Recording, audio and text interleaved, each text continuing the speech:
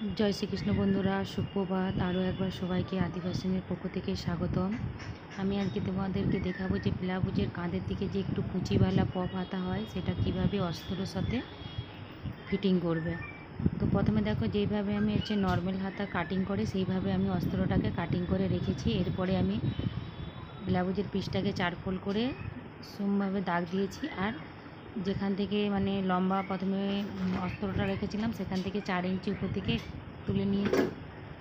এরপরে দেখো ঘেরাটার সাথে আমি এইভাবে লাইনটা টেনে নিচ্ছি।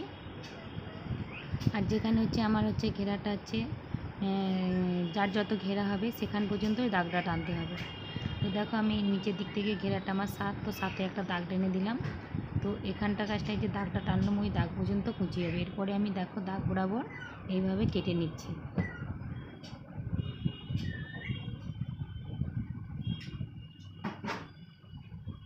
এরপরে দেখো আমি যে নিচের দিক থেকে দাগে হাতে দাগ দিয়েছি এইদিকেও দাগ দিয়ে দিলাম যাতে দুদিকেই দাগটা স্পষ্ট বোঝা যায়, তাহলে কি হবে কুচি দিতে আমাদের অনেক সুবিধা হবে।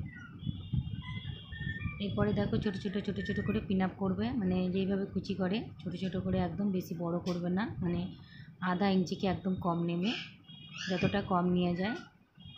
আর কুচিটা একটু সুন্দরভাবে দেওয়ার চেষ্টা করবে, তাহলে কি হবে পপটা অনেকটা ফুলা হয়ে রইবে।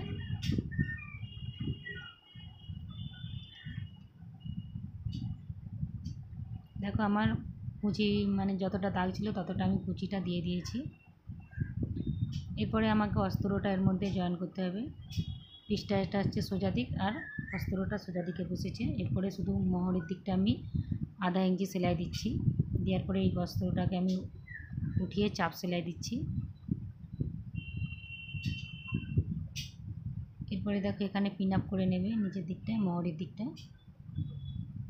আর মাঝ বরাবর দেখো অস্ত্রর মাঝ বরাবর আর পিসের মাঝ বরাবর এখানে রেখে চারিদিকে সমান করে নেবে, কারণ ছোট বড় হবে না, সেম মাপে কেটেছি। এরপরে আমাকে কী করতে হবে, চারিদিকে সেলাই দিয়ে দিতে হবে।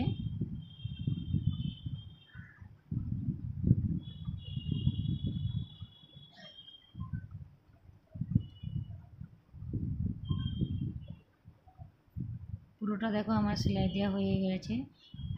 যেখানে যদি একটু বাড়তি অংশ থাকে তো সেখানটা একটু কেটে নেবে। দেখো তৈরি হয়ে গেছে আমার পপ হাতা, উপরদিকে পপ হাতা। এগুলো এখন খুব চলছে, তো তোমরাও ট্রাই করো, দেখো পেরে যাবে। আমার ভিডিওটা দেখলে পরে একটু মনোযোগ সহকারে। ধন্যবাদ সবাইকে।